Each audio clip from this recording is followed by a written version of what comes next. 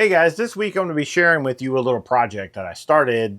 I'm not going to be able to finish it this week, but one particular area of this project needs 3D printing, and so we're going to jump into that today.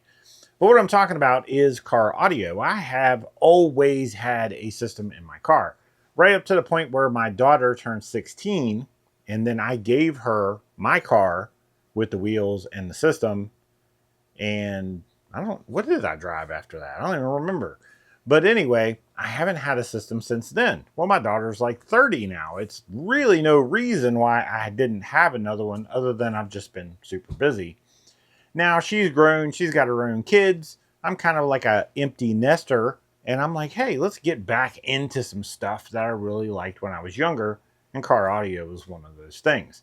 Now, unfortunately, the car audio market in this area is dead as a doornail. They're in like a 50-mile radius. There's like 2 car audio shops, and they also do like video security, home audio, and a bunch of other shit because they just can't keep the doors open otherwise. You very rarely hear a car bumping around town, and that's just a shame. But anyway, I'm throwing a couple 8s in the truck and a 1,000-watt amp, and got the box in. I've got all the wiring in. I've literally got almost everything done. I've got to put a pack unit up front so I can get a clean set of RCAs, and I need to find a place to mount the amp, and that's where today's project comes in.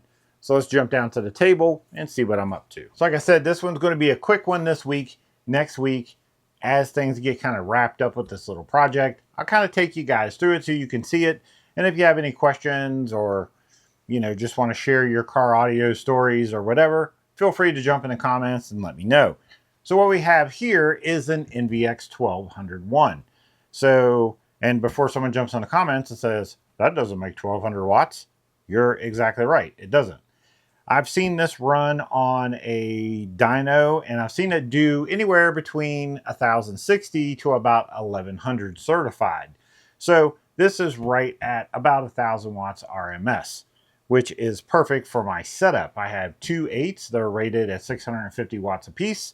So I like to keep the amp a little underrated from the speakers because I don't want the speakers to blow up, and I don't want to overpower the speakers. I can always adjust the gain on the amp to keep it from clipping and keep it from damaging my speakers, but I have a heavy foot. So sometimes if the amp is more powerful than the speakers, I blow shit up. It happens. But what we need to do is figure out how I'm going to mount this in the truck. I've got a nice carpeted area in the truck, and that's where I intend to put this amplifier underneath my seat. The problem is that if I did it old school where I just cut a piece of MDF, slid it under the carpet, and then screwed the amp to it, that would be all well and good. But the problem is it's underneath the seat. So I literally can't even get a screwdriver back there to screw it in.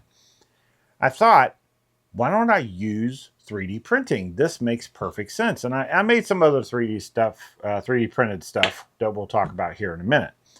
So my idea to mount it is I created this bracket, and my intent is I'm going to put some heat press inserts in here all the way around, and then I'm going to feed this under the carpet in the back, and this will create a nice flat structure.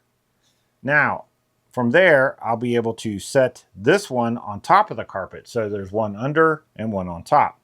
From there, I thought about putting a piece of foam right there. I'm not 100% sure if I'm going to do that, but I cut a piece of foam. This would just prevent the amplifier from rattling around. It is very near the subs.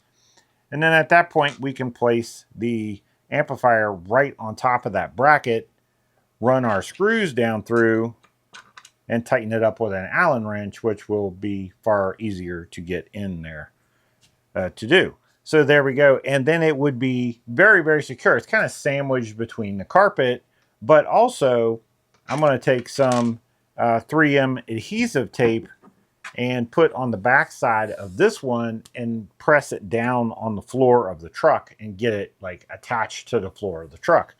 That way I know that whatever happens, if the carpet comes loose or whatever, the amplifier is not going to be sliding all around. So that was kind of my idea was just to print up these couple of brackets, and you can probably guess what I printed in. If you've ever seen one of my videos, this is matte PETG. So yeah, pretty simple project. Just add the heat press inserts and install it. The only reason it's not done is because it's very cold and I don't want to be outside right now. Now, a couple of other things I did. This was an idea. You guys can tell me if you think this is kind of dumb or not, but what I wanted to do was give everything a little custom touch. Now, I am not the kind of guy to do like lighted plexiglass, neon, starlight in the headliner kind of guy. I'm not. You could call me OEM plus if you want to, but that's about as good as it gets. So what I did is I printed up a couple of these Ram logos. So this is, obviously I have a Ram truck, so this is a Ram logo, and I printed these up on the Hay Gears machine. These are resin printed, and they just turned out amazing. I used that Cret B high precision water washable resin, and that was nuts. I didn't even have to use isopropyl alcohol. I took it out, washed it off with water, cured it, boom, it's done. I was like, that's amazing. Shout out to Cret B, that is some amazing stuff. But what I'm thinking about doing is actually painting this, and probably black, but just painting it and attaching the Ram logo right there on top of the amplifier. It just looks like maybe it could be factory, unlikely, but maybe. I also printed out a bigger one. Now this one is actually going to be attached to the front of the box. And you see, if I show you a clip, and you'll see there's two subs on the front and they're to the passenger side of the truck.